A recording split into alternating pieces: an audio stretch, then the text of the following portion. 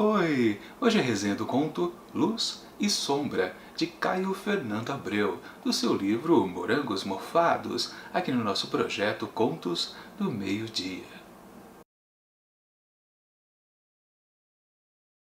Deve haver alguma espécie de sentido ou o que virá depois?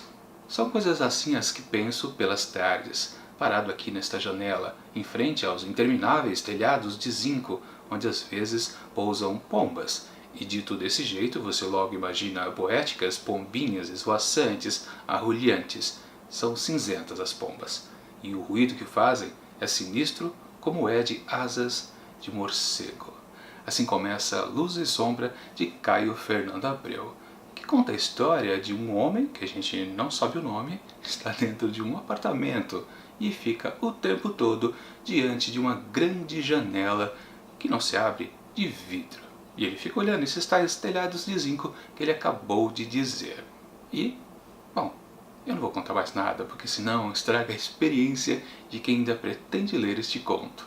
Minha avaliação do texto. Logo que eu comecei a leitura, sim, eu tive a mesma sensação que vocês tiveram pela essa abertura que eu fiz para vocês aqui neste vídeo.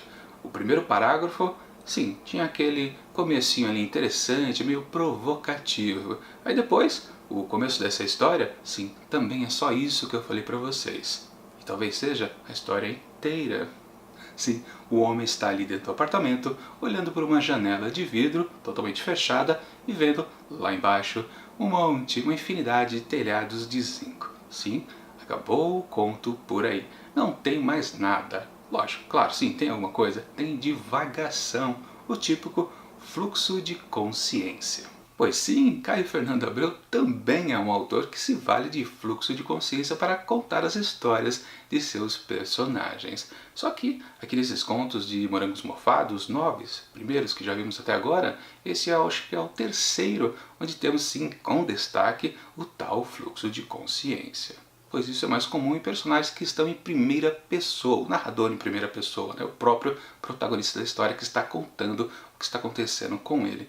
Os outros contos sempre foram narrados em terceira pessoa e fluxo de consciência não funciona em terceira pessoa, ele só funciona em primeira, pois um devagar em terceira fica uma coisa mais filosófica e às vezes não está atrelado realmente ao personagem, pode ser opinião apenas ali do narrador, mas não, o fluxo de consciência sempre é em primeira pessoa e aí sim tudo aquilo que você está lendo é através ali daquele personagem mesmo, o que ele pensa.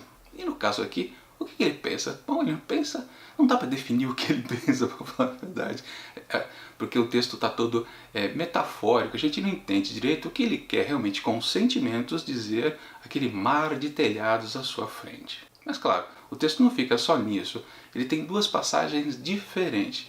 O tempo todo, sim, o personagem está dentro desse apartamento olhando para a janela, mas ele tem dois momentos onde ele relata uma visão que ele tem, uma espécie de sonho ou um devaneio recorrente. Num deles, ele está do lado de fora desse apartamento, sentado num dos degraus da escada que conduz à porta. Já numa outra visão que ele tem, aí ele está também dentro do apartamento, só que ele está num momento onde está tudo escuro, então não entra aquela luminosidade do sol através da janela. O problema é que essa parte real, acordado dele, faz mais sentido ele olhando lá para os telhados do que essas duas visões. Essas duas antevisões, vamos chamar assim, né? Porque a gente pode chamar de devaneio ou então sonho, não tem sentido algum praticamente. É mais sem pé nem cabeça. Você não consegue conectar a essa visão do real, entre aspas também. Ou seja, esse é um texto para você viajar na maionese. Pense o que você quiser. Claro, a não ser o básico. A não ser, claro, que tudo isso é uma explanação de tristeza. Obviamente, ele não está contente da maneira com que ele vive. Claro, por ser também um texto de Caio Fernando Abreu, ele não consegue comunicar isso para as pessoas. No caso aqui, a gente pode até dizer que ele não está se comunicando entre o seu consciente e seu inconsciente.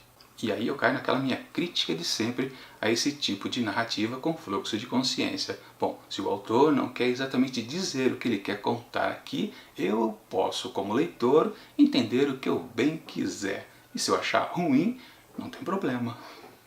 Mas, de qualquer forma, esse texto aqui do Caio Fernando Abreu não é cansativo. São poucas páginas, cerca de 7 páginas, então não chega a cansar muito. E uma última coisa a se dizer aqui desse texto é que ele evoca um pouco um outro conto aqui também deste livro, pela passagem de uma grande dor, em termos de sensações, de emoções, sentimentos para com este personagem aqui. Lá no outro conto era uma dupla, eram mais personagens, mas aqui não, é só um, mas também a gente tem mais uma sensação de que algo está muito dolorido ali para cima deste personagem. Aliás, uma dor que a gente não consegue nem especificar direito, né? Para falar a verdade. Talvez não seja apenas só solidão.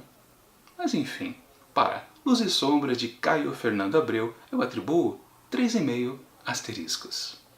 Bom, é isso. Semana que vem, na quinta-feira, mais uma resenha de Morangos Mofados de Caio Fernando Abreu. Mas já na sexta, resenha de A Cidade Ilhada de Milton Ratum. Claro, tudo isso no nosso projeto Contos do Meio-Dia. E enquanto esses vídeos não chegam, confira aqui do lado dicas de outras resenhas também aqui deste projeto. E até mais!